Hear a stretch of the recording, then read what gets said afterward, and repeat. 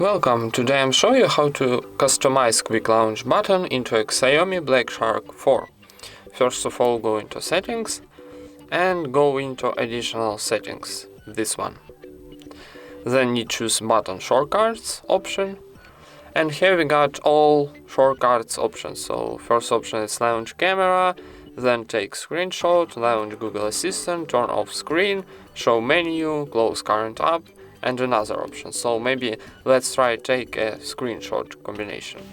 You choose this option, and here we got all combination of this option. So slide 3 fingers down, long press power button, long press to menu button, back button, power and home, and another option. So maybe let's try long press to home button.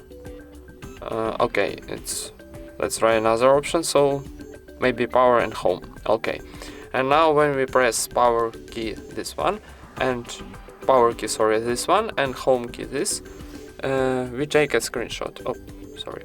Let's try. And now we got our screenshot.